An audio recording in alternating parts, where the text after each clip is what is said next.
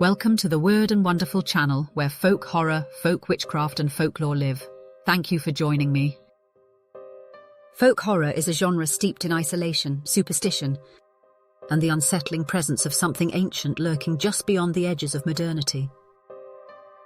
It is the terror of forgotten places, of whispered traditions, of landscapes that seem to breathe with a life of their own. While folk horror is often associated with films like The Wicker Man, Blood on Satan's Claw and The Witch, its roots run deep in literature. From the unsettling ghost stories of M.R. James to the deeply immersive horrors of Adam Nevill, folk horror has evolved into one of the most atmospheric and chilling forms of storytelling. But what exactly defines folk horror? And how has it transformed across the decades? Let's take a journey through the eerie landscapes of folk horror fiction, where the past refuses to stay buried and the land remembers everything. No discussion of folk horror in literature can begin without M.R. James. Writing in the early 20th century, James was a master of the ghost story, but his tales carry all the hallmarks of folk horror. Isolated settings, ancient curses, and supernatural forces tied to the land.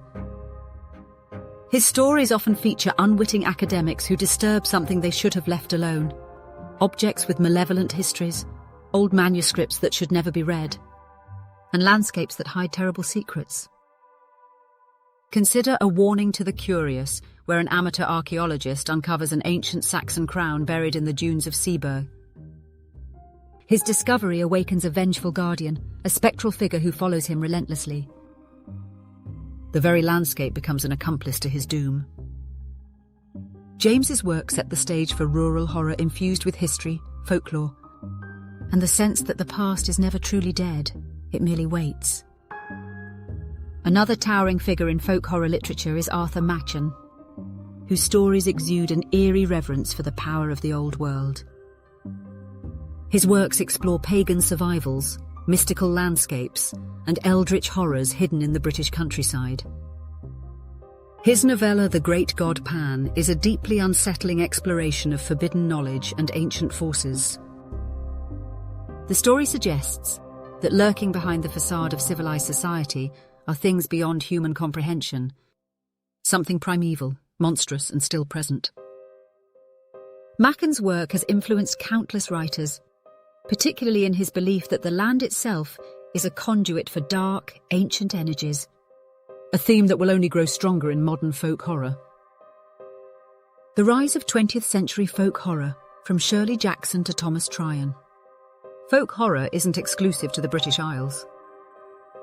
Shirley Jackson, best known for The Haunting of Hill House, wove folk horror elements into her masterpiece, and one of my favourite novels, We Have Always Lived in the Castle, a novel brimming with rural isolation, strange customs, and whispers of witchcraft.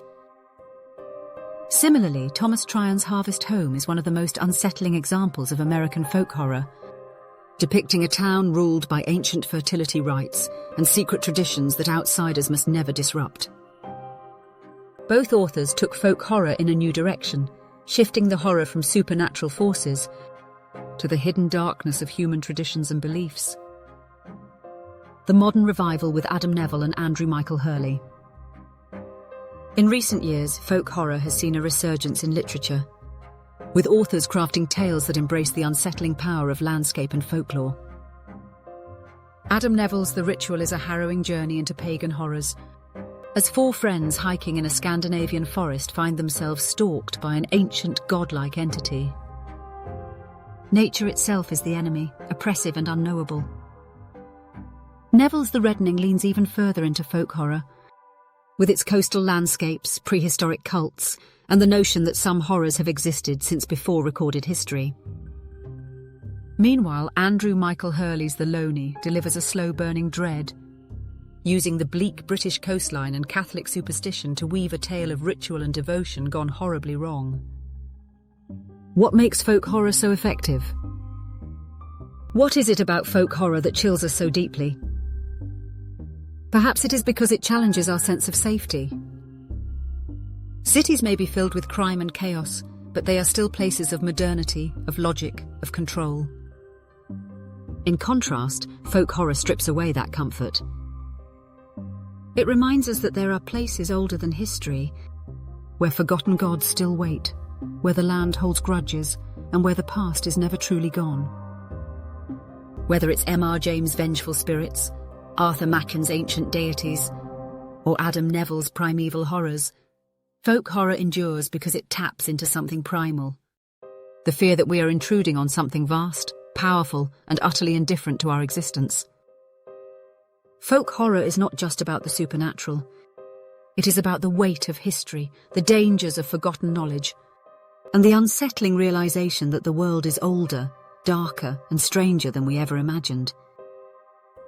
Please like and subscribe if you enjoyed the video. And be sure to check out my books on Amazon. Be seeing you.